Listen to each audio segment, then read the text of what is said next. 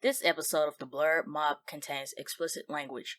While we want everyone to enjoy the show, sometimes we may say things that are not appropriate for all ages. So, in other words, Mom, Dad, Granny, we cussing. Discretion is advised. King G, Grow Site, ENT. Rock with it, rock with it, rock with it, rock with it. Let me pop my shit. Let me pop my shit. Hands up. What's up, y'all, and welcome to the Blerd Mob, your hub for all things black and nerdy. I am your host, Phoop, joined by my two co-hosts, Ryun and Ralph. If you're listening to this on Spotify, Apple Podcasts, or any other streaming service, make sure you hit that follow button so you can get updates from the mob.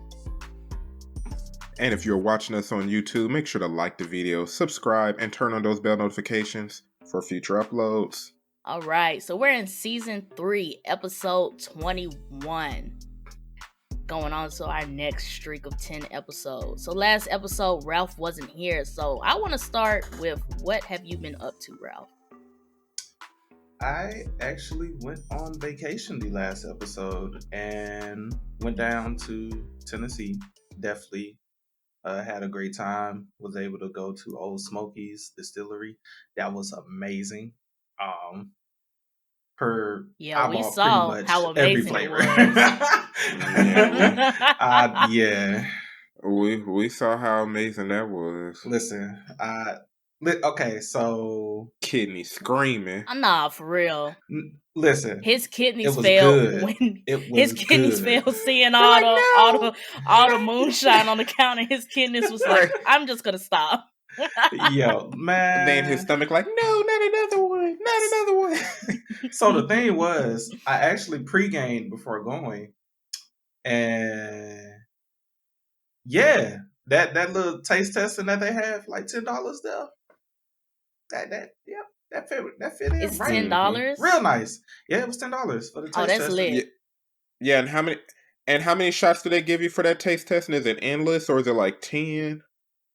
I think he lost count. No. I feel like a good marketing strategy. I think they give like 8 or 6. It's not endless. No, because it's like. Well, they give you enough. Good.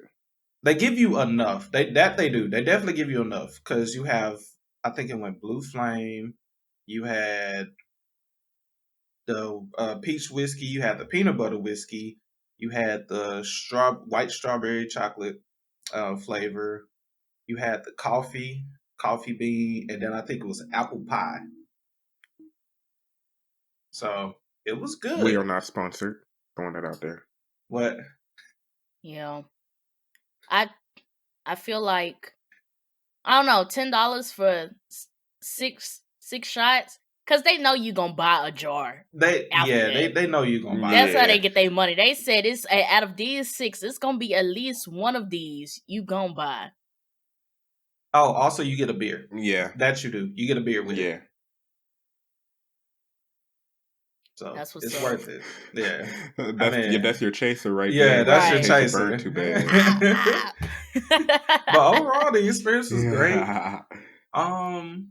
It was a lot of people. When I say Tennessee is like the number one, well, Nashville in particular is like the number one place to go to for bachelorette parties or bachelor parties in general. It was so many I seen. It was so many, and it was crazy.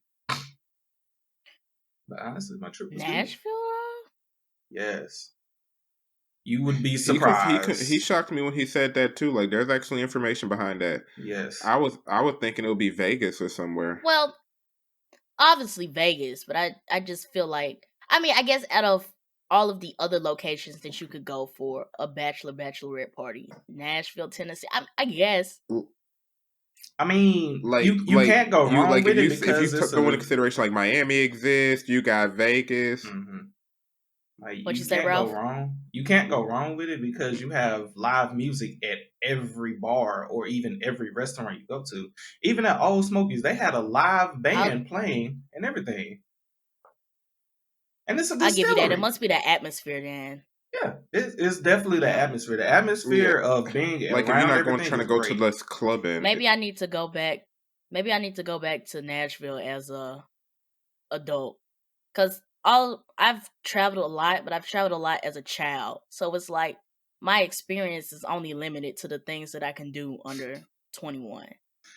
So Yeah. maybe I need to go back. that's like the kids who went to Vegas and weren't 21 yet. Like, you ain't go to Vegas. Right. You ain't go to I thank Vegas. my You weren't parents for 21 not yet. taking me to Vegas before I haven't been to Vegas yet, but I appreciate my parents for not letting that be one of the places I visit under 21. Because why am I here? Why are we in Vegas? No reason. Right. No reason. Why are we There's here? no reason.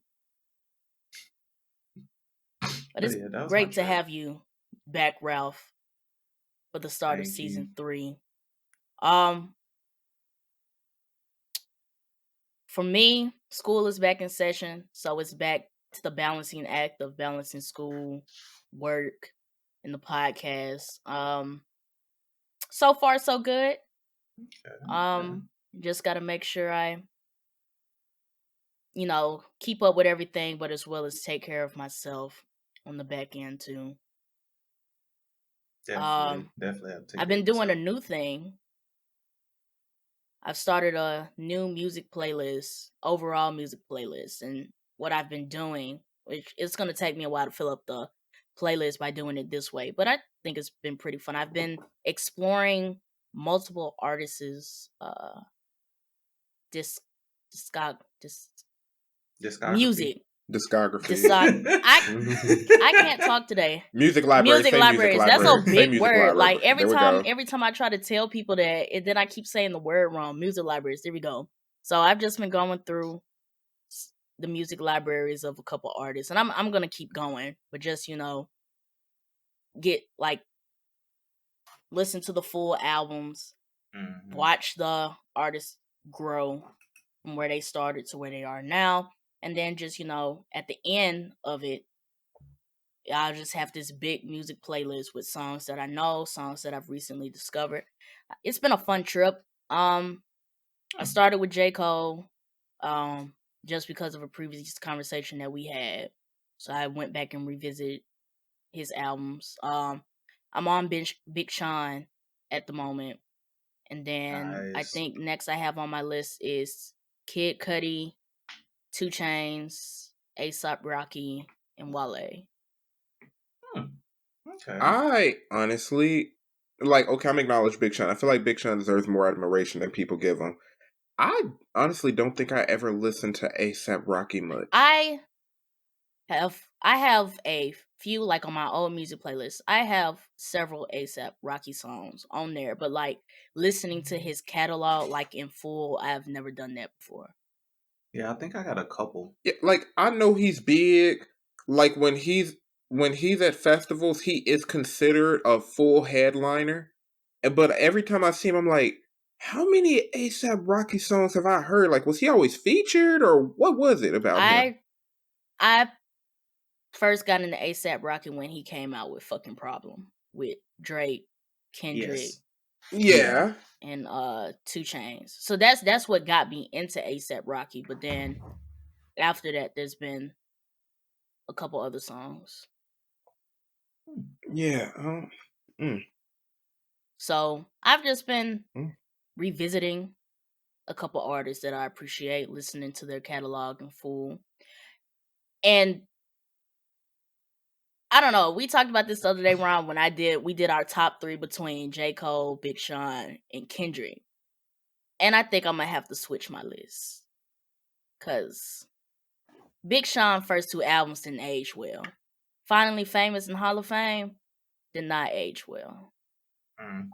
I'll give you that. Mid-generation and recent generation Big Sean's are my favorites. Not gonna lie. I don't really go back and listen to Finally Famous much. Those albums did not age well. I think maybe they were hot for that generation he released it in, that time period. But I'm listening to the album and it's like, what is this? So that's something funny about music. Some music is legitimately timeless. I feel like if I had to make a reference, not I was gonna say Jay-Z is like a timeless artist, but that's interesting. Some music doesn't quite make it 10 years later. Yeah. Once I got past those 2 albums and made it to Dark Sky Paradise, and I was like, okay, now we getting here. somewhere. Now we the part I like. So I'm currently listening to his Detroit 2 album, and I think I'm like the 4th or 5th song. It's not too bad. I've added a couple songs to my overall playlist at the moment, but I think it's just been a fun journey, just listening to the catalog and seeing how these artists have like grown and evolved their art style to fit, what they've been going through, how the music audience in general has changed, how the vibe has changed. So I'm really excited to like get into, because there's like, I've listed the rappers that are next on my list, but there's so many people that I'm gonna have to explore. Let me know when you do a Lil Wayne music library view, and start with Hot Boys. I want you to go all the way back, not Carter 1, Hot Boys. No, that's where I'm starting at. Like, I'm starting with the very first album for everybody. I'm starting with the very first album that they've dropped, and like, it really takes a lot of patience to do this, because when I get to a song that I'm not really vibing with, I was like, okay, I can't skip it. This is part of the process, listening to it in full, So yeah, I'm starting at the beginning with everybody, like, okay. So I support it, honestly. See, I've been kind of doing what you've been doing Portia, but not with music. I've been going back and watching all the new gen animes, because I realized we talk a lot of crap about some of them. Like I'll always talk my shit about JJK. I recently started talking smack about My Hero only because the last season was kind of disappointing. But I'm going back and watching them, and my whole thing is, one of them that I feel like deserves more credit. If y'all ain't watch Fire Force, bro, it's good. The story. Have you watched it fully? I have not seen anybody talk shit about Fire Force, honestly. Yeah. But then it hasn't gotten much admiration. But then either, again, though. I haven't seen a lot of people talking about Fire Force either. I think as far as Fire Force is, I think overall I like it. I just felt like the second season was rushed, and I didn't like that. See, after rewatching it, I didn't get that feeling. I felt like the story, in comparison to other new gens, if I'm comparing it to the My Heroes, the Demon Slayers, the JJKs, I'm about to do a rewatch of Black Clover, I would say that it had pretty solid pacing. I feel like the way it answers your questions regarding like their second gen, third gen pyrokinetic abilities and how they get the ash after overheating, the way that you got the White Clad going against them, how they branch off, and this God being basically created a different religion. Sorry for the spoilers if y'all ain't seen it. I feel like it evolves pretty decently. I feel like the pacing is a lot more solid than, say, JJK, at least. Like, I appreciate Fire Force a lot more after this rewatch. I just need to do a recap, because sitting down and watching season 2, it was like, and apologies for the spoilers, but it was like one part we was at a playground, and then the next part they doing the biggest battle in the city, and I was like, how did we go from being in the playground to fighting for our lives in the middle of the street? Joker and all of them, like it happened, it happened so fast, and I was just, and then after that, maybe it was just, I don't know, maybe it was like first look, and then it was like, this is moving too fast, but maybe the second time around, then you see it with a bit more clearer eyes, and maybe it just moves a little bit slower. Yeah, because we watched a lot of these in the heat of their hype as well. Yeah. I'll say this. No anime's pacing will ever be as bad as God of High School. That is the worst pacing of an anime I've ever seen. Like, I'm sitting there, like me and my boy, we sitting there, we watching it, and I'm looking at him like, yo, did we miss an episode? And he's looking at me like, no, we didn't miss this episode. We watching this joint in order. And I'm like, what's going on? Yeah. That was like Yikes. the worst pacing. So for Yeah. anybody who has watched God of High School, you know our pain of not knowing what's going on in the anime. So I'm glad I haven't watched that. Man. What else? but since we talking about shows, the fall fantasy lineup for 2022 has been going strong. We have gotten the first 3 episodes of House of the Dragon, and we've gotten the first 3 episodes of Lord of the Rings, Rings of Power. So right here is officially the Blerd Mob's episode 1 through 3 review of both shows. If you have not watched neither, I advise you to skip to the next part of this conversation. But if you have watched it, please stay and let's get into it. So I want to start with House of the Dragon. Damon. Damon. Bad boy Damon. Listen, bro. That man wild, and I loved him since episode 1, bro. That man is wild. He got some morals. He still got some value. He appreciates his family, but that man ain't afraid to be about that action. Nah. He ain't afraid to stand for what he's standing for. Listen, bro. The funniest thing, Damon is one of my favorite characters, him and Rhaenyra. But last episode, when his brother sent him that letter saying, "Yo, bro, we coming to help you. We gonna help you out," and said, it went to that Michael Jordan meme, and he was like, and I took that personally. Like, why are you mad that he's coming to help you? So the man set up the whole thing and handled the crab feeder by himself, and I was like, he said, "F your help, big middle fingers to what you talking about. I'm finna go handle this man myself," and he did. Yes. And he did. Hey, man. That crab feeder had grayscale and everything else, and Damon was dragging him half his body across the freaking sand. I was like, and he half. cold. He had the man cut in half. Like, yeah. That was one of my favorite scenes of season 3. I think House of the Dragon is coming out to be a well-deserved spin-off series from Game of Thrones. Like, it gives those early Game of Thrones vibes. Like, from the dialogue to the situation where it was like, dog, this is effed up. Because I remember watching, like, seasons 1 through 6 of Game of Thrones, and, like, in every season, it would be like, that's messed up. Yeah. And I'm like, to get those same vibes, like, out of 3 episodes of House of the Dragon, I was just like, we back, baby. We are back in Game of Thrones. We back in full form.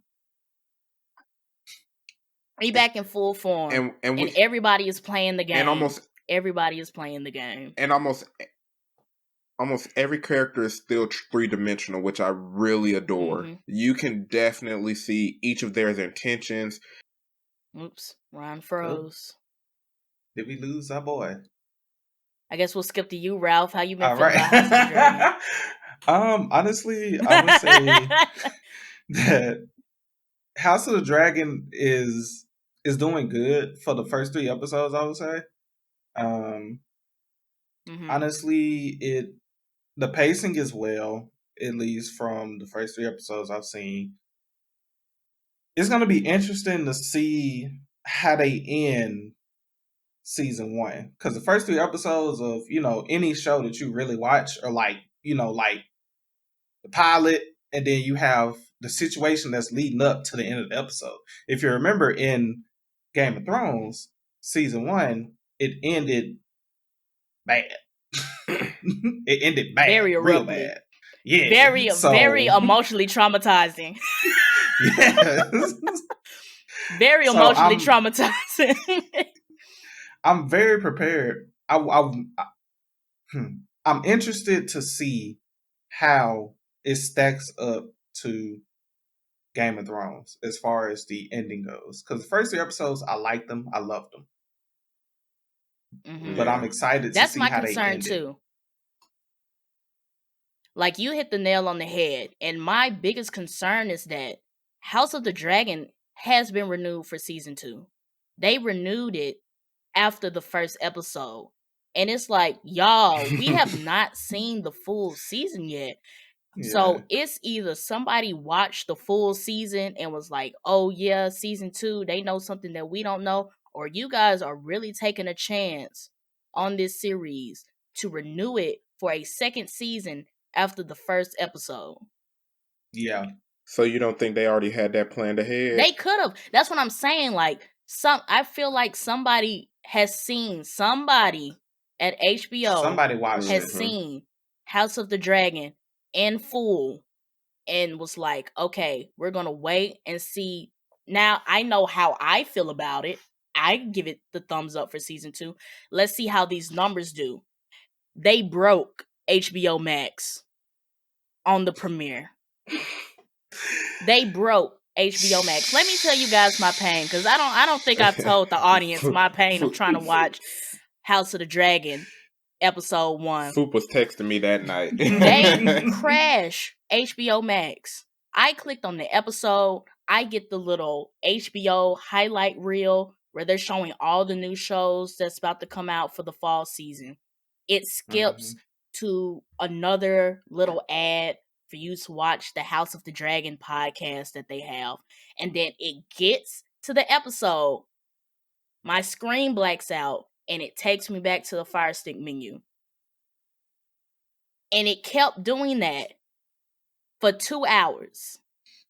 I finally went on Twitter and found some guys saying that if you make a new profile on HBO Max and then watch House of the Dragon, it worked. And indeed, it worked. But I was like, y'all, did we not learn from Euphoria? This is the Like, how's this premiere not of fixed? the Game of Thrones spinoff. How did y'all not expect people to crash this out? I mean, Man. I'm gonna say this though. In their defense, I didn't think the reception for this movie was going to be that high, based off how many of us were mad at season 7 and 8. That is ridiculous. That is ridiculous for you guys to sit there and think that a spin-off Game of Thrones series based on the Targaryens was not going to get the reception that it got. The premiere of the episode now let's step away from the fact that this is Game of Thrones. Let's step away from the fact that this is focused on the Targaryens. The premiere of the series, you guys didn't think that this was going to break the internet?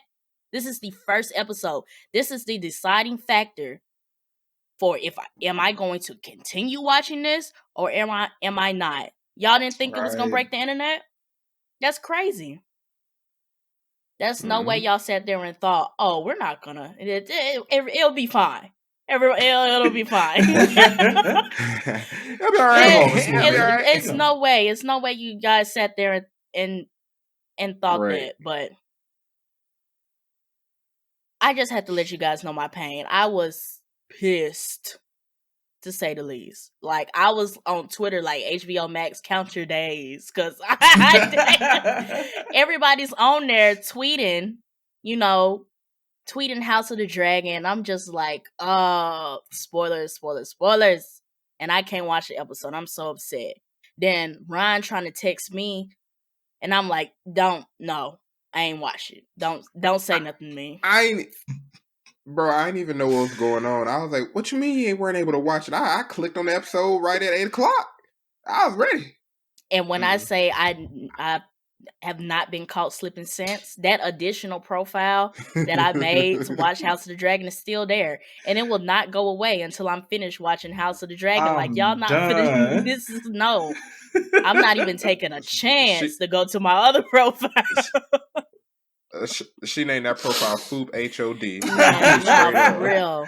But I was like, this is specifically for House of the Dragon. But right. I wholeheartedly agree with Ralph. Like, the ending of season 1 of House of the Dragon is going to be that determining factor of what separates this series from Game of Thrones. Like, I think we're all drinking the Kool-Aid right now because episode 1 through 3 was so good. But let's talk about Game of Thrones season 8. And the first 2 episodes were set up really good. And then we got to episode 3 through the rest, and it did not pass expectations. See, and I feel like that's a lot based on the writing and the directors. Yeah. Because right now it seems like they're writing it. It's not as slow and methodical as GOT. I'm gonna give it that, but it also doesn't focus too much on just cinematography. It has a nice little balance between pacing, story, character development, and the cinematography and the But I'll wow say this, the factor so cinematography in the far. first early seasons of Game of Thrones weren't the bee's knees either. It was when we got into the later seasons where the CGI really like took hold. Like season 6 when Cersei blew up that church. Yeah, but in season 7 and 8, you know, that's all they That was was focused on. that was They was like like, we're going dragons. for straight That wow was factor. dragons, White Walkers. Yeah. So that's what I'm saying. Like it gives that early Game of Thrones vibe. Like we're more so focused on giving you guys a story, giving you guys these 3-dimensional characters than we are like. There are some dragons in there. We've seen like 3 dragons up to this point, but it's not just ooh look at these dragons. Ooh look at these dragons. Ooh look at these dragons. Yeah. Even a hog that attacked Shawty looked pretty nice. Yeah, like I think they're doing a good balance between the cinematography and telling a decent prequel story. So let's talk about Lord of the Rings, the Rings of Power. So episodes 1 through 3.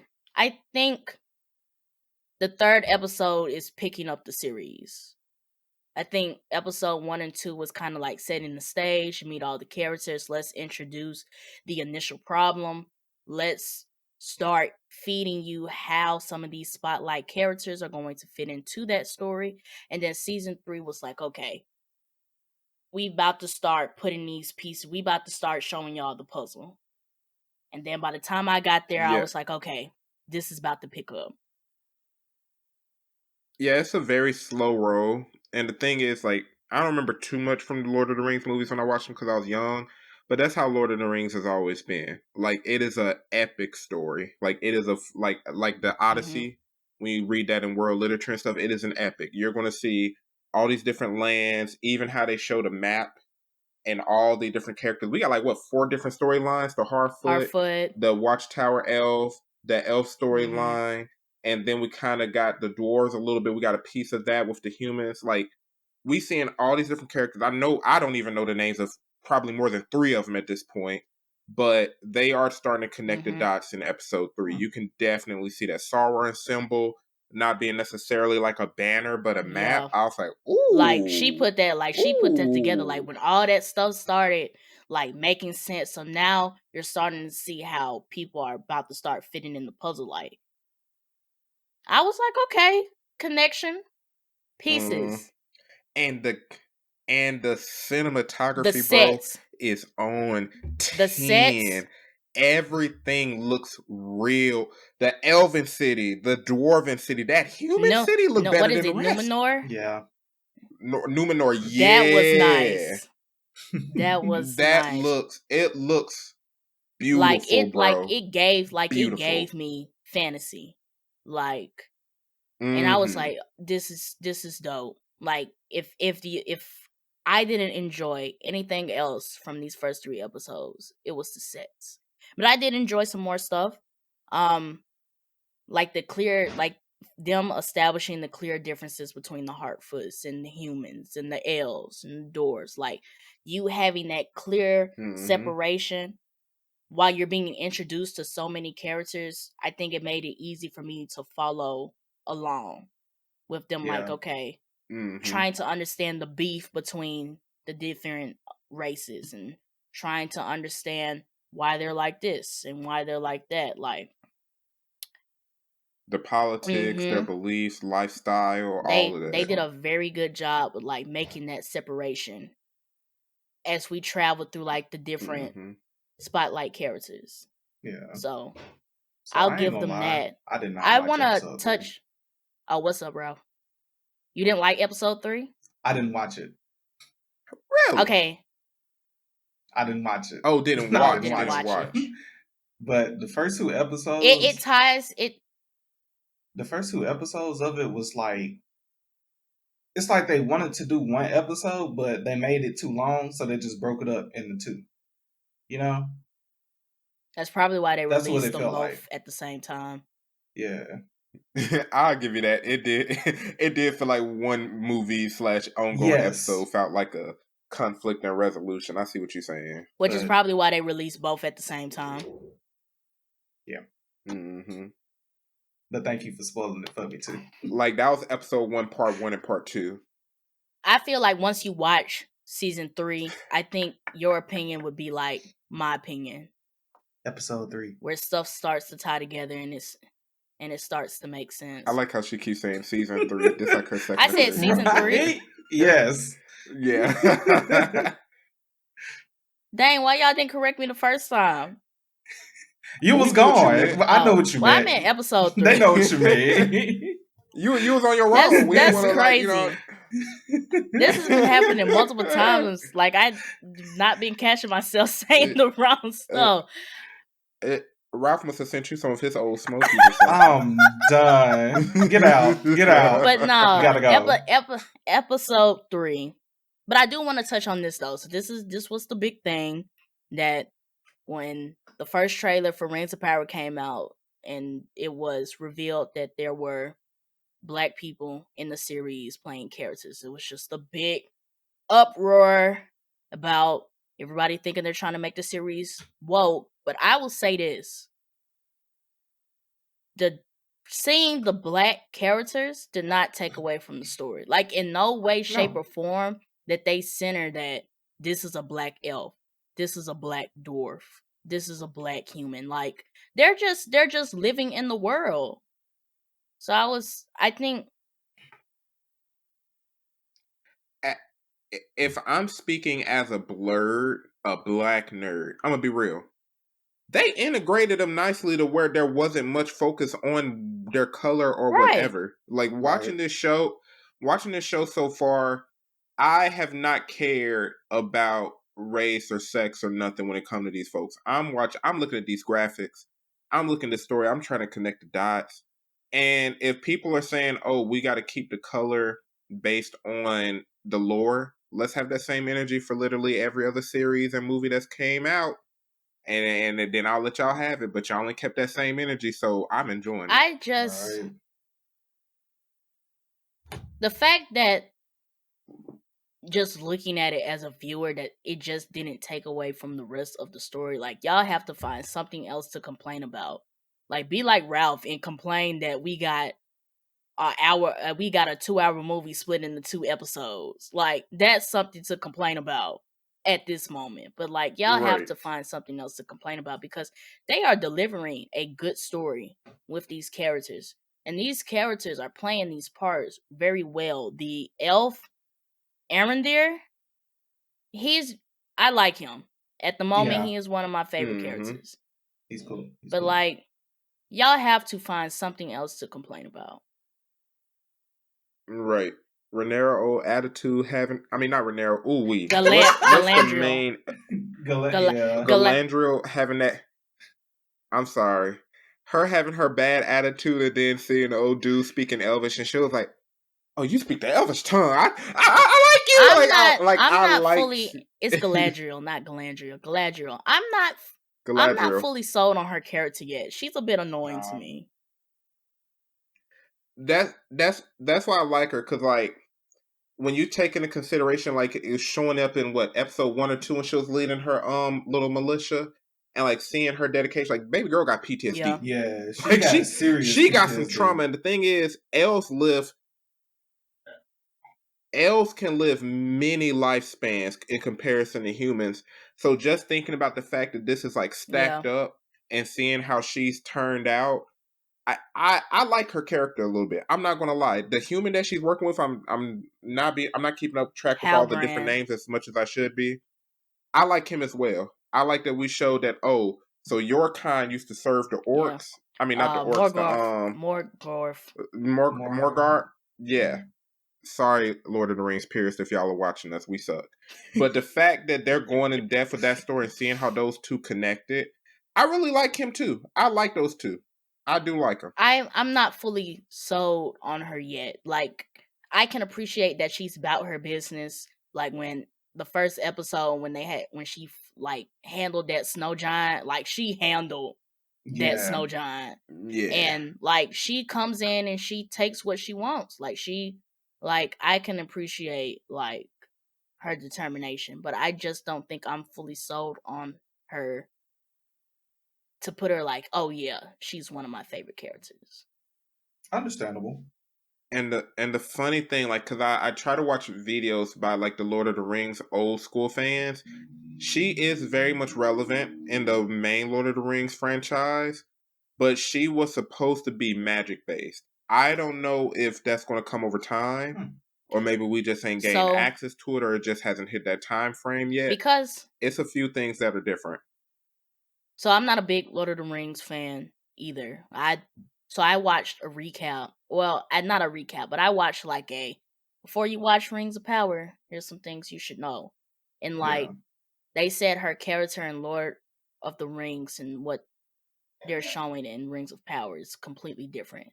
But it's also the enemy that they're focused on, Sauron, is the creator of the rings. So I think we have some ways to go before we get to that point where he makes the rings and she gets one, and then she makes this whole shift into whatever she's supposed to be. Yeah, and that little magic being that's with the Harfoots, it's not Gandalf. It shouldn't be, according to like the old school Lord of the Rings fans. But there's like a race called like the Angels. Some people are saying he might be like this little magical beast type thing, just not necessarily reincarnated, but this is his human form. I'm wondering what in the HE hockey stick he is. I'm trying not to cuss as much. I'm trying to figure out what he is. I don't know. He's weird to me. That whole Hartfoot story is just like, okay. It's like a commercial break. Right. Like what y'all do? Like what y'all doing now? Right. They're almost like comedic relief because the way that they hide into nature is just so freaking funny to me. Like that stuff is hilarious to me. It's feeling like that cliche. Child wants to see more, finds the more, believes the more to be good, and she's going to end up effing over everybody in her race by having this guy tag along. Because you guys don't know what this man is at all. Right. He kills fireflies. Like he out here killing fireflies and hollering, and when he start hollering and screaming, stuff starts dying. Like what? Like if a meteor fell out the sky in my backyard right now, and I go outside and I see a man laying in the middle, I'm dipping out. I'm gone. There's nothing else further to explore. There's nothing to. I'm calling the medieval police. There is nothing to explore. Like if anything, I'm going back to my clan and was like, yo, that migration you was planning in 3 days, it's now. Yeah, now is the time. Now is the time. We need now. We need to migrate now. But that is our review of House of the Dragon episodes 1 through 3 and Rings of Power episodes 1 through 3. Leave us a comment. Let us know how you're feeling about it. We definitely plan to continue reviewing the series and then doing something for the series as a whole. So make sure you stay tuned for that. So we're getting back into September, October, and you guys know what that means. Showcases on top of showcases on top of showcases. Yes. So D23, Disney's main showcase event, has started. What we're going to talk about in today's episode, we're just going to talk about D23 Day 1. And in episode 22, we're going to discuss the rest of the showcase. So D23 Day 1 gave us a couple movie announcements, movie trailers, and it gave us the Disney and Marvel games showcase. So I wanna I want to save the showcase for the back end of the conversation, and I just want to talk about the new movie announcements they dropped. And I have to start with the Little Mermaid. I have to. Yeah. I have to. Yeah. Yes. I'm watching the trailer and they're showing Halle Bailey like with CGI with her being the mermaid. And I was like, if y'all don't show this girl face, like they're showing glimpses of her swimming and stuff, and I was like, where's her face? What does she Right. look like? And then she starts singing Part of Your World. If I hate Little Mermaid, I would like one thing about it. Cause she's gonna be singing. She's gonna be singing. Yeah. Let's get there. Like Disney knew what they was doing for saving her voice for the end of trailer. Like I got chills. See, okay. Yeah. I'm I conflicted would agree. about the Little Mermaid. Okay. Little Mermaid was my favorite animated Disney Mhm. movie, and I don't like many. I'm not a big fan of all the princess movies and all that. Never was. But Hallie, that's my girl. Her and her sister, they're my girls. I'm gonna watch it just for them. And I also like and kind of was curious as to why they made it so ominous. Like we're in the bottom of the ocean, and like you don't get that feel when you're watching the animated Little Mermaid movie. It's all bright and cheery, and like when you saw her little mermaid tail swimming through it, it was dark. I'm scared thinking a shark finna jump out. I'm like, they got a little Let me spin on it. interject. They've been doing that with all of the Disney live actions. I think the one exception to that formula has been Aladdin. Like Aladdin was Mhm. very colorful when they were doing the promotion for that movie, but Beauty and the Beast, That was the only other one I but Beauty and the watched, to be Beast honest. was dark. Lion King was dark. Mhm. I ain't like Lion King. I'm trying to think of the other live. I didn't even watch Mulan. Once they said that it wasn't good, I was just like, okay. Yeah. But I think what they're trying to do, like I feel you. Like none of the live action remakes have been as bright and as colorful as their animated counterparts. So seeing Mhm. that dark, ominous look to it, I was expecting that. Does that mean that the movie's gonna stay dark that whole time? No. But I was expecting that from Disney to do that. It was just interesting because there's multiple reasons why I don't want to watch this and do want to watch this. And the biggest reason for wanting to watch this is because of my support of Halle Bailey. Because to be honest, I don't feel like the Disney live action movies have been hitting for me. Lion King was very, very disappointing to me.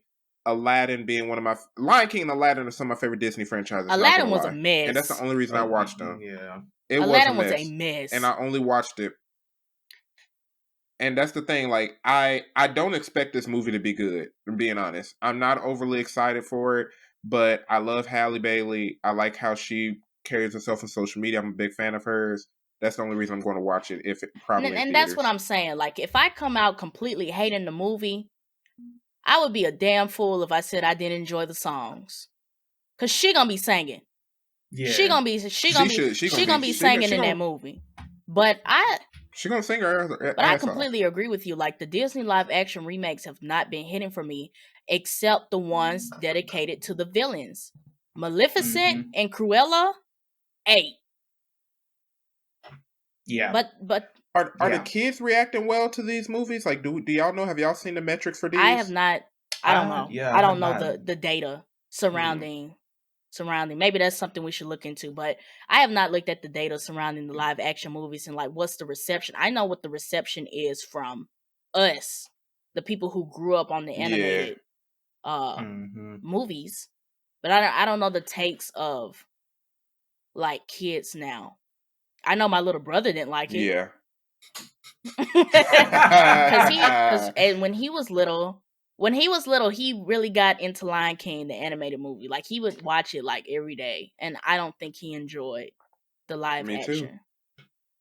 But like, there's a 10-year separation between me and my brother, So that's that. Yeah. Other news that came out, they announced a Haunted Mansion, new Haunted Mansion. They released the trailers for Hocus Pocus 2 and Disenchanted. They're making another live action Lion King. This is focused on Mufasa.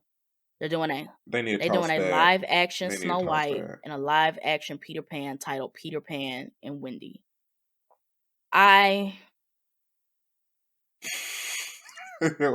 We already gave our opinions, bro. We already gave our opinions, bro. I don't know. I want to stop. I just want to stop at the now. We just gonna stop at the names. We don't have to say nothing else. You're gonna stop at the names. Ralph, I gotta hear from you, Ralph. Man, listen. Make us not seem so bad. I don't know. So correct me if I'm wrong. So we haven't Hocus Pocus came out back like early 2000, right? It's one of those older. That was our childhood movie that we grew up on. Okay. Mm-hmm. It's gonna be interesting. That in Halloween Town will be airing around Halloween time. Yeah. So it's gonna be interesting to see. Well, they're bringing back the same actresses. They are. That is true. But I wonder how is that going to take with people from our generation that has watched the first movie, and how is that going to take for the people that's coming into this generation that hasn't seen the first movie, like the newer generation, the Gen Z, pretty much. Like how are they going to take it? But let's talk about this though. That is a good question because this is a sequel that's premiering like several years after the first installment. But let's talk about the reception between Incredibles 1 and Incredibles 2. Same difference. It's the same type of situation where the first installment of it came out when we was little kids, and then the second installment comes out when we're grown. But you have a new generation of kids coming to see Incredibles 2, but they weren't even thought of yet when the first installment came out. Listen, man. I see where you were going. It just ain't the same for me. I see where you was going, but I'll be real. That fell on deaf ears for me. I'm gonna be real with you. I'm gonna say this one thing. I'm gonna say Incredibles being an animated movie, and this is one thing why I really love animation, allowed it to age to such a degree to where the new younger generation could go back and watch Incredibles 1 and still enjoy it and not be like, why does it look so old? Because it was also animated very well. Mm-hmm. When Incredibles 2 came out, I'll be real, it was updated and everything else, but I still think I could show Incredibles 1 to an 8-year-old in school right now on a Friday when we ain't got no test because they all passed their test with an A+. I feel like I could still show that to one of my little cousins and then be like, hey, Incredibles 2 coming out, you excited? I'm not going to play Hocus Pocus for one of my little cousins or my little niece, bro. I feel you. I'm just saying that this could be the same type of... I was just saying that this could be the same type of reception. Not from me. I mean, maybe not for you.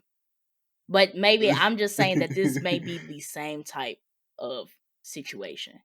That this is yet again another sequel that is dropping several years after the first installment. Right. Yeah. So. It might be. So we did a Versus Tuesday on this. You said what? You tackled my question correctly. Ralph said we did right. Ralph gave me a step of approval. Right. So we did a Versus Tuesday on this, and I saw this was interesting that they announced it on the first day of D23. They are coming out with an Inside Out 2 that is supposed to be focused on Riley as a teenager, and they're supposed to be introducing new emotions that come along with that. Ooh, yeah. And I am... Ralph said that's I'm very interested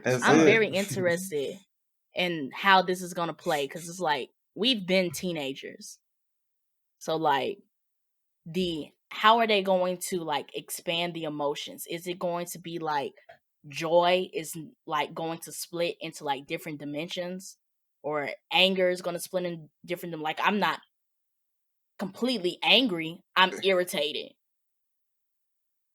Testosterone and estrogen need their own emotions.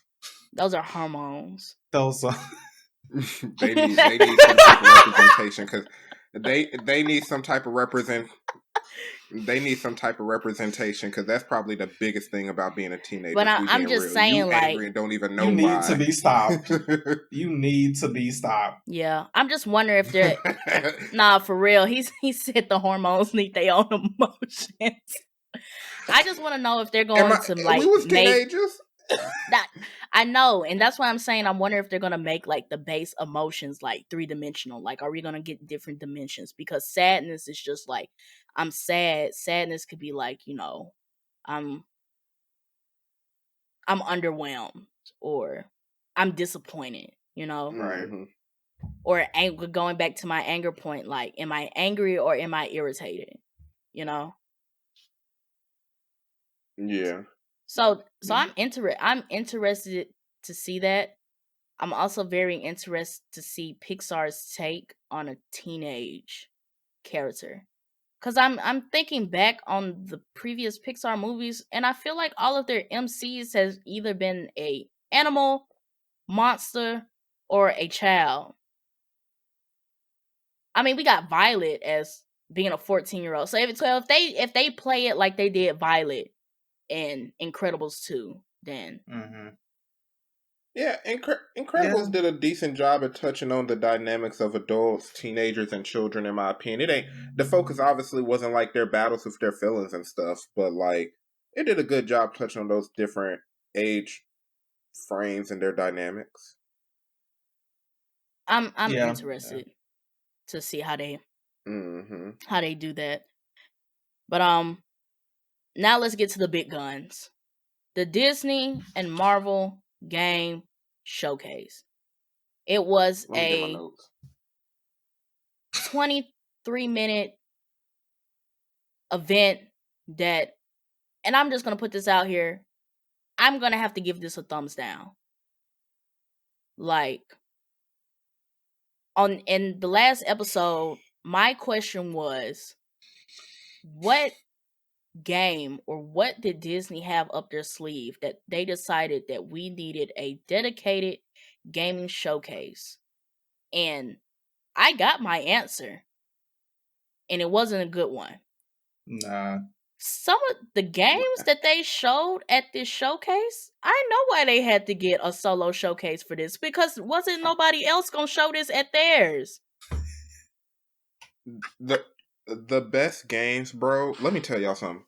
The best game, there was like a 1-minute outro video, I want to say, with multiple clips. The best games were the ones that got where they got like 2-second clips, and the game title was in the bottom right hand corner. That was the outro. So at the outro, those were the best games they showed, and it was 2-second clips. Bro, so we get into the outro, and they want to show clips from Spider-Man 2, the new Star Wars game, and I was like, where was this? Where was this? Multiple Star Wars games. It was Eclipse, Hunters, and Star Wars Jedi: Survivor. It was 3 different Star Wars games, and I was just they all looked like they could be decent. Where was this in the showcase? Like, the Avatar: Frontiers of Pandora, which is like their little RPG, not that mobile MMO crap, an actual solid AAA styled Avatar game. 2-second clip. And my other issue with the showcase is that they showed a lot of mobile games, and I will give them that. We don't get a lot of mobile game showcases, but it's like, y'all, come on. Majority of your gaming showcase cannot be apps. Like, I will give them this. They showed very good extended content for Marvel's Midnight Suns. And the brief glimpse that they gave us at the Captain America Black Panther game from Skydance looks a bit promising. But y'all, come on. Where was the Wolverine game? What's the status on Spider-Man 2? Like, Bring back the Star Wars Spectros. games, like, you guys Right. dedicated so much time to Lego Star Wars, and the Lego in the Skywalker saga, that's already out. You guys made a dedicated promo to the fact that you guys have a collector's edition of it and you're about to add some more characters. Yo, where's the other Star Wars stuff? Where is it? Where is it? Where is it? Hey, bro. I Hey, bro. The best looking game was that Speed Storm game, and I'm not getting that. Like, it looked This trash, is and my that was the best problem. looking game they This is had. I had an issue. There's 2 games that I had issues with that they debuted. Let's start with Speedstorm. The initial trailer for it was so elaborate. But I was like, this is not how this game is going to function. Nah. Like, I'll give Nintendo this when it comes to Mario Kart games. They do a very good job telling you what you're about to get into when they in the trailers. Mhm. Like, they have never put anything in the trailer that you have not been able to do in the game. Why am I watching a Disney racing game and y'all got Sully driving a stick shift? Like, what controls are you guys going to have in the game for us to do that? We're not. It's going to be A to go and B to drift. B to handbrake. Like, you made this elaborate trailer, and then you show a 15-second gameplay trailer, and no. No. Yeah. So that was my problem with that. Hey. My second issue is that, what is it called? The one, it's not Dreamlight, something like that, where you have the avatar and you running around with all the Toy Story people. And I was like, oh yeah, I know was what like, that yo, was. then what was weird to me is that we're starting in Toy Story. We know these toys can talk, but you have dialogue boxes and Woody's yeehaw translate to this full sentence. Like, y'all do know this man can talk. I've seen 4 Toy Stories. I know this man knows English. Why is he yeehawing in my face? That's a common concept you see in JRPGs and a lot of Japanese games. I do not know why they're integrating that. But yes, I agree with you. Like, that is a common thing. We've seen that. Right. We've seen it. We've seen it in Pokemon where they make a little noise, but they really just said like 6 things. They really just said like 6 things. But I'm with you. I don't know why Disney did that. And you did that with characters that we know can talk. Like, what? Like, it would be different if we were like, maybe. If this was... Man, that looked like a 2005 Mario baseball game. Whoa! Talking to Peach. Mario, you have to save the castle and everything else. Know what that game reminded me of? I had a Toy Story game on Nintendo 64 where I can't remember who you play as, but you basically travel around the house and you talk to the Toy Story characters and you do the little missions and stuff you had it. Why is a game in 2022 reminding me of a game on Nintendo 64? That's the thing, bro. We in 2022 and Disney basically showed us a whole lot of 2005 games. 2002. Yeah. Maybe they just had to start. Maybe they just had to start somewhere. I am hoping that if they continue to do this, that next year's is way more valuable.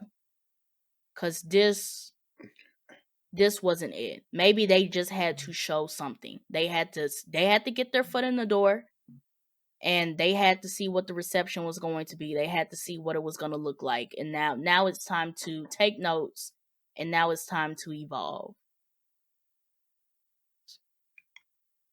Tell Disney to hit me up so I can tell them to make a Spectropes game. That's all I want. That's all I want from them. Because this didn't give. Y'all had me sit down and watch a 20-minute video with majority of the games being mobile.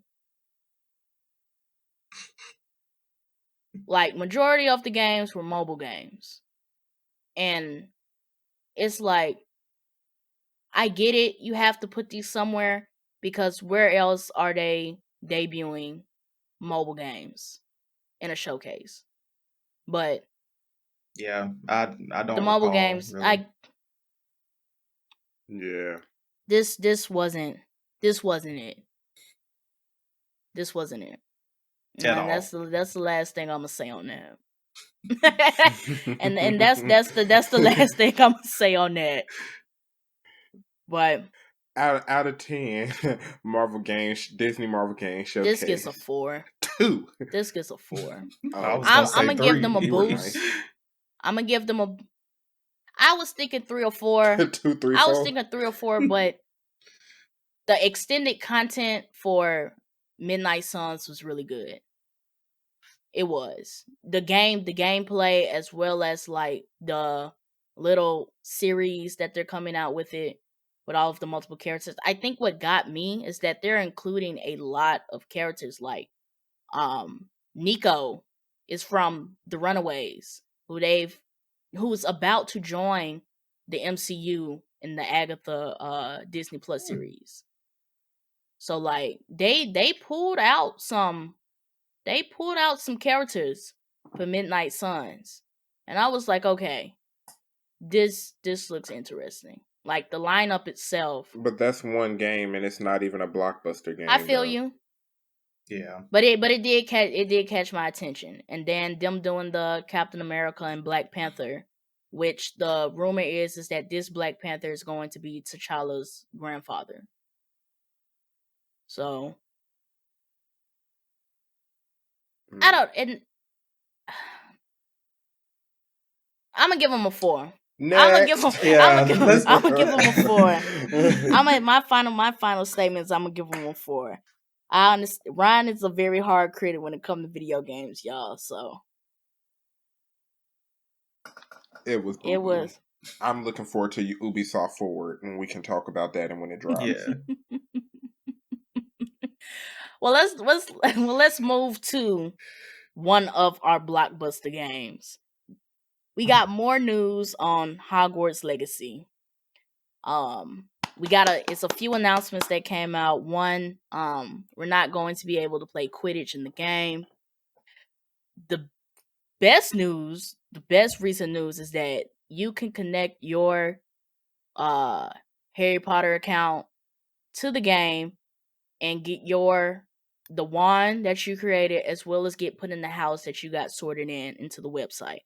I feel like, and when you do that, you get specialty robes based on your house as well. Yes. Can't forget that. I was like, already connected my accounts, already connected Pottermore to my Xbox, all that. I feel like that just added another level of immersion to the game. Yes. Doing that. Like being able to have your wand that you made, or the wand that you was chosen to get from Pottermore, and have it go over to the game. Yeah. Love it.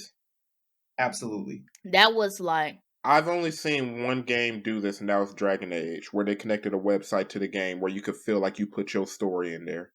I rock with it. It was now dope. The only thing I'm gonna be disappointed about is my Patronus. Did they mention anything about the Patronus? I don't think they did. I don't know. I don't think they did. They did not.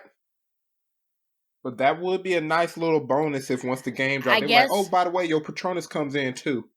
The only way I see them not having that piece being connected is because the lore of the Patronus. Like, if you're they are giving people the ability to be dark wizards, and Harry Potter lore is that if you're like a big bad, like if you're that evil, you cannot conjure a Patronus.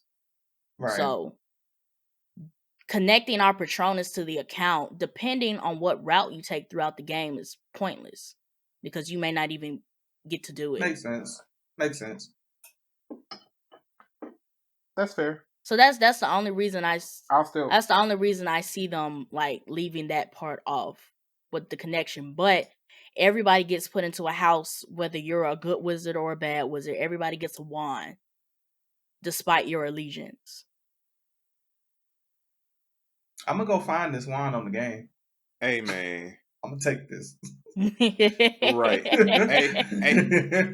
Hey man. Another thing about Hogwarts Legacy. Listen, bro.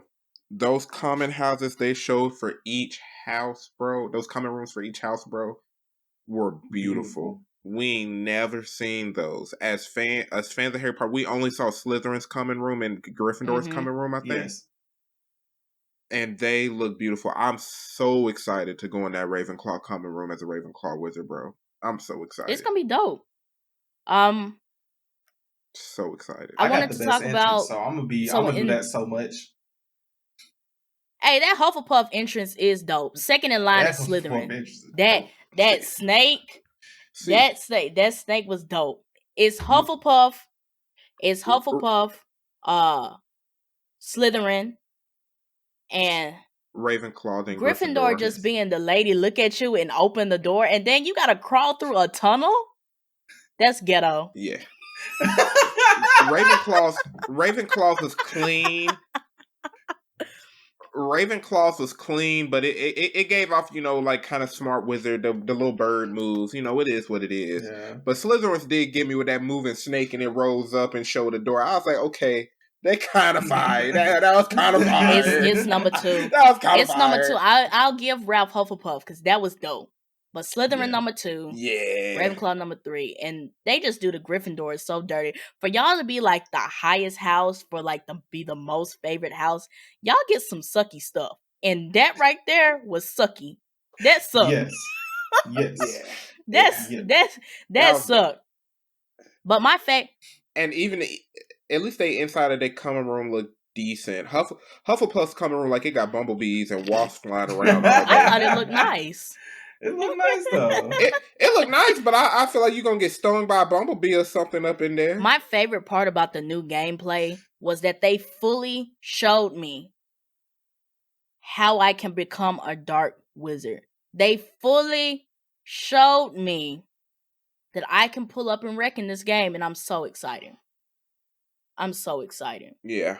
They fully showed me. Like, we about to start learning Unforgivables. Now, the trailer showed Crucio, but we know there's more. Yeah. And they better be in the game. Can I not become a dark wizard but still learn like one curse nope. or something? You gotta be in it to win it. In it to win it. Just make multiple. You cannot straddle. That's it. You can't straddle the line. I just want to learn Avada Kedavra, just so leave it at that. Man, I want to learn all of them. Like, the way that they did it, they was like, either I teach you this spell or I'm finna use it on you. You don't even have to say all that. You don't even have to say all that. Just Phoop said, you gonna teach me the spell? Right. Or you gonna teach me the spell? That's all I want. Either I teach you the spell or yes.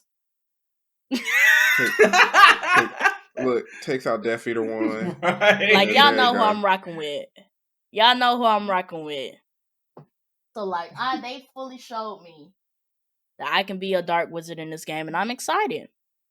Now, the last thing they touched on was...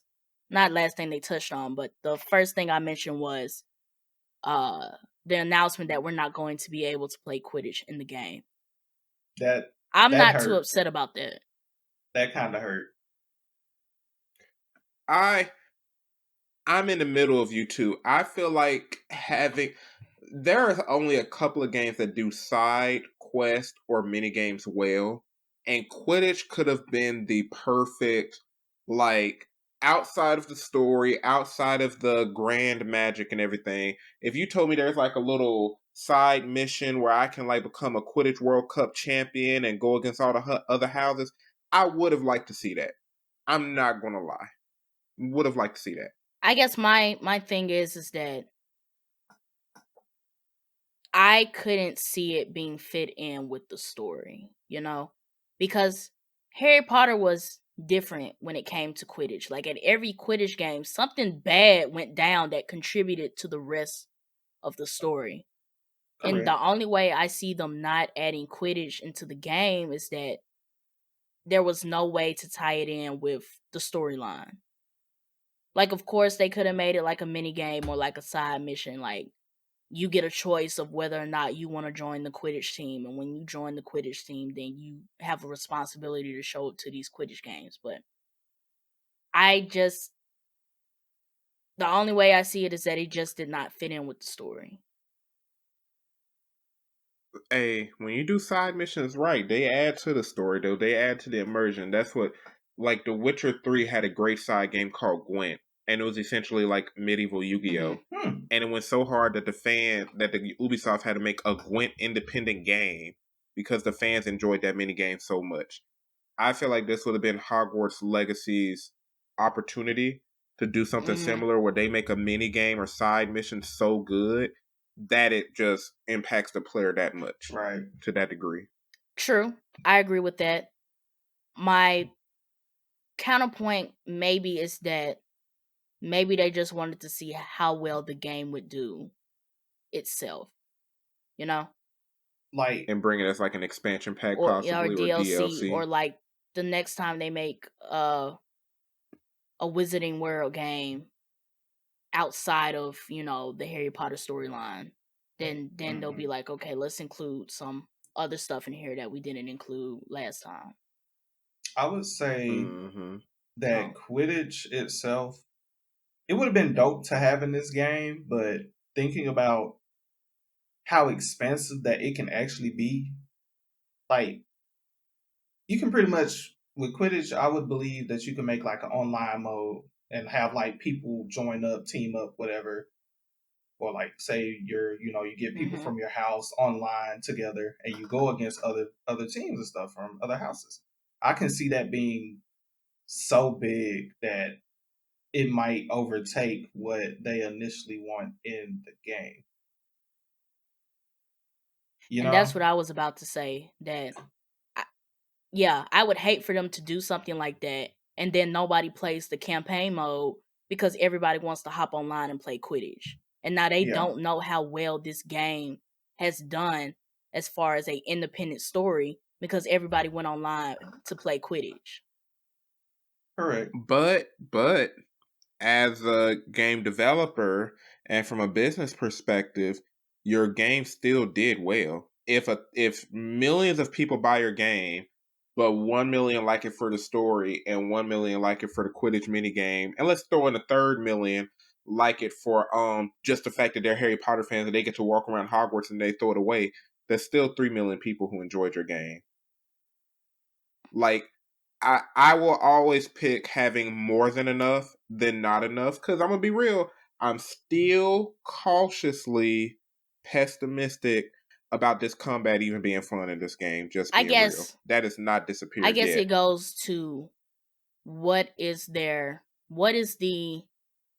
expected outcome of this game. Right. Is it we want to sell 3 million copies and people enjoy the independent storyline, or did we just want to sell 3 million copies and it doesn't care what perspective those 3 million copies came from? Hey, yeah, we'll see. I just hope that combat look good when it drops. Yeah.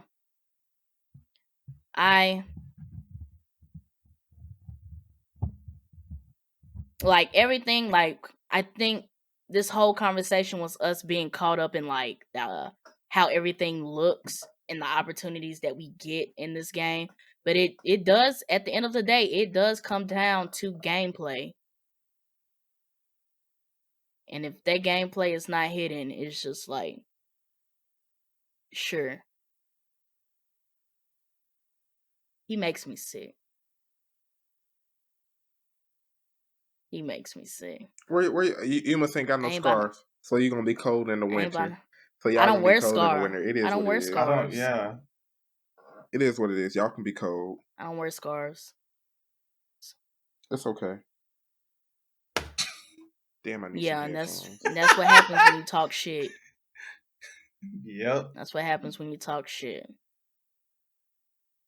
In other gaming news, they did announce that a new Assassin's Creed game is coming, plus a couple other Assassin's Creed projects Titles. Yeah. and the development studio behind the Mafia franchise also announced that Mafia 4 is coming. So the hot take I want to take on this is, can they revitalize their franchises with these new installments?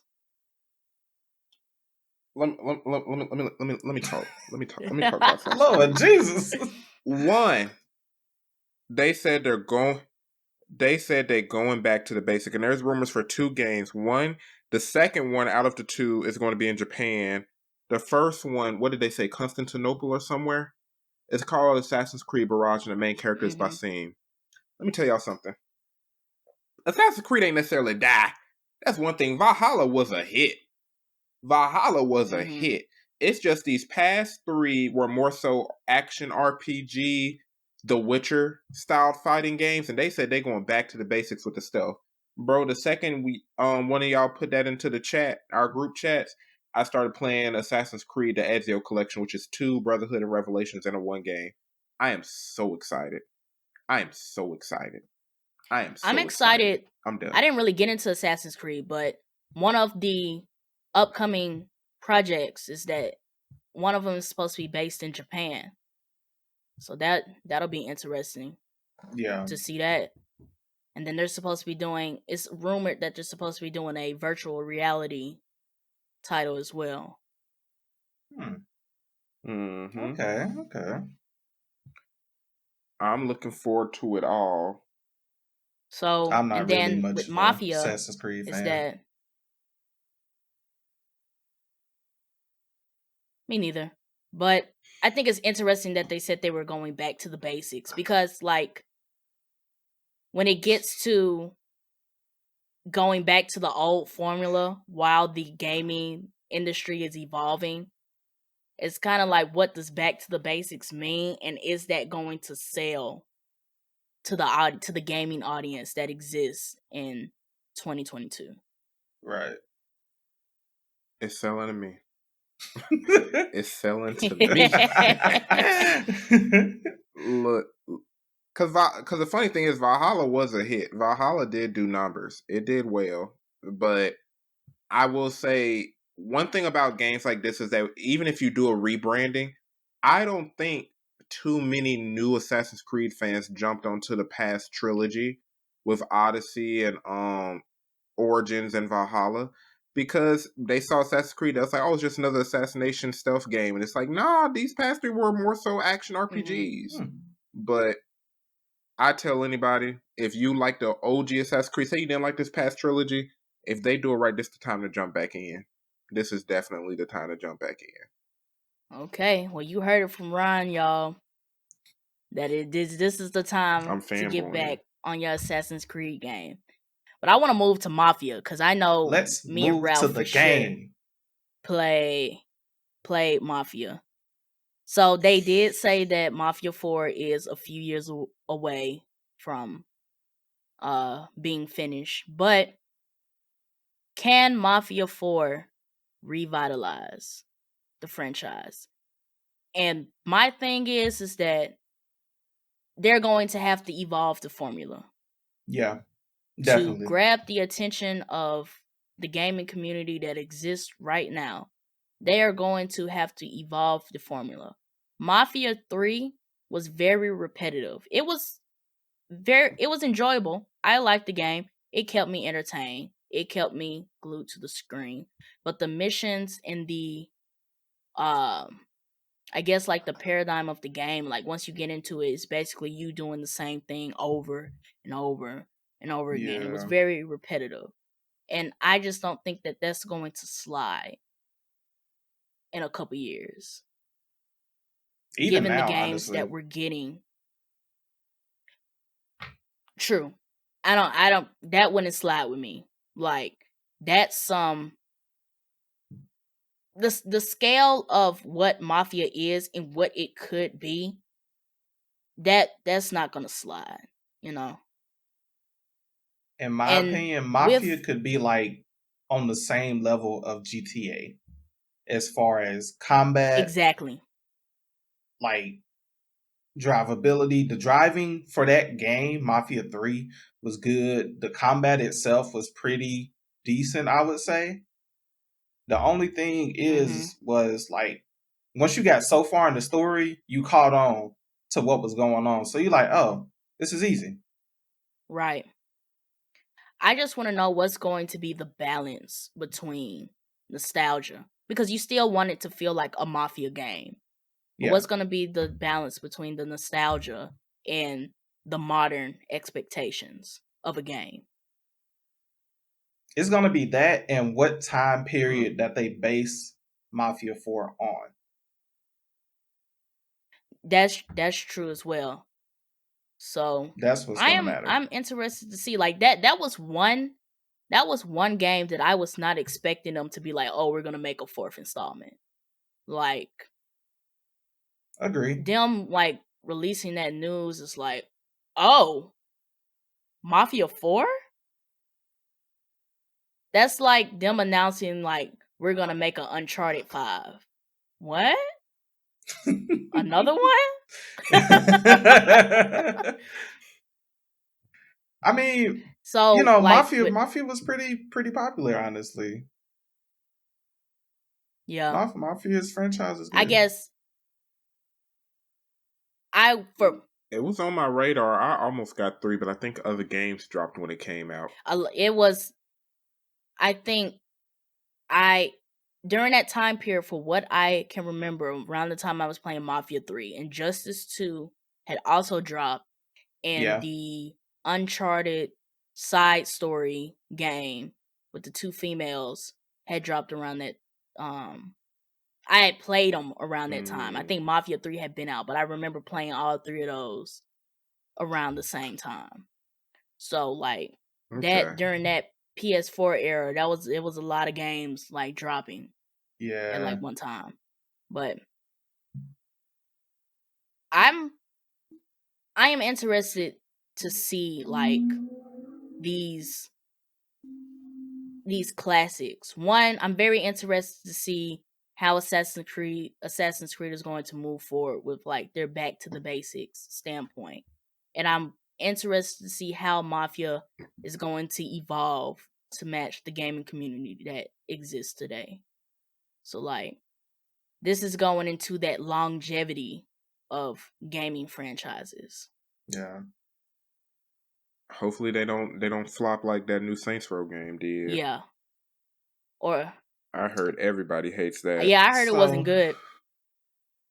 So my thing with how Mafia is gonna do it is, are they going to go the route of what GTA is trying to do currently, which is like introduce a new city, which will bring expandability because GTA is also doing that as well. So maybe each DLC you get a new city kind of thing, and then you have more missions to do, because Mafia 3, the only thing it lacked was once you got to a certain point, that was it.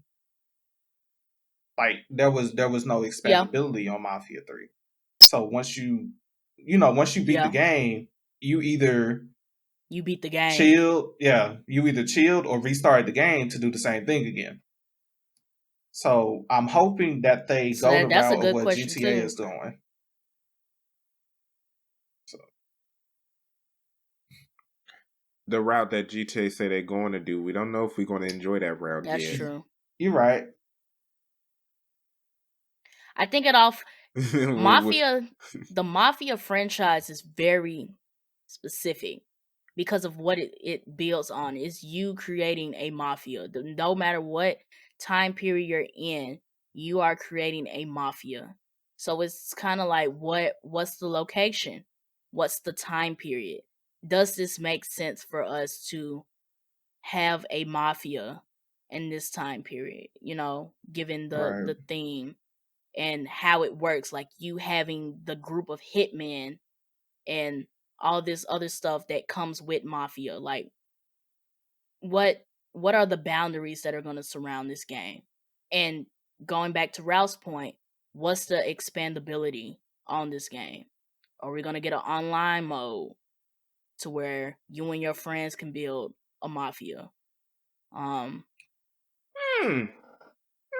mean, just saying, this is what we're used to. We're used to now in games. Now we're used to having a main campaign, and then an online service where we can do more stuff. And Mafia 3 did not fit into that formula.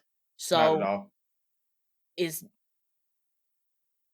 See, but here's the thing. I still don't want single player story-based games that tell a story and it ends to die out. Because if it tells a great story, it did its job. I would not be disappointed. Like for example, the Witchers, the Dragon Ages, the Elder Scrolls. If it can tell a full story, I play that story and it's done. I'm not mad at that. That's well spent money. Especially if they integrate player choice so that if you replay the game, your ending could be completely different, and even the way that you experience they did that in Mafia 3. Pretty different. They did that in Mafia 3. So they did have that. You could choose. See, I would like to see that. You could choose 2 different endings, but after you chose that ending, that was it. And that's what Ralph was saying.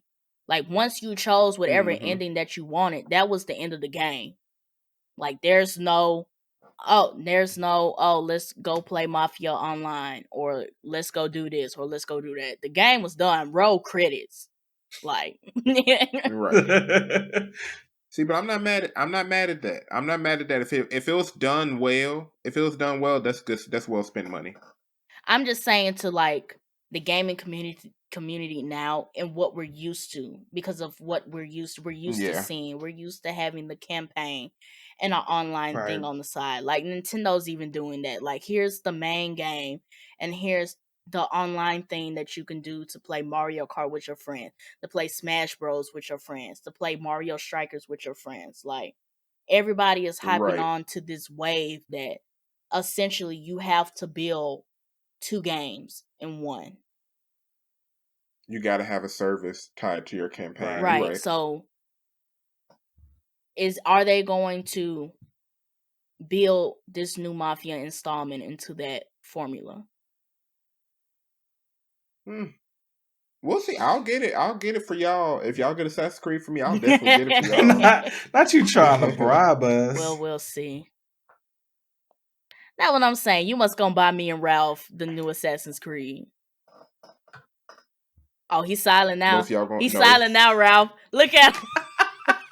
Look, depending on the Christmas gifts y'all get me, we can figure something out. Now we figure something out. That's crazy.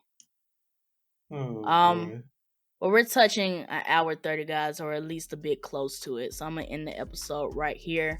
One, I want to thank everybody who has been following the Blerd Mob, and whether this is your first time or your 50th time listening to us, thank you.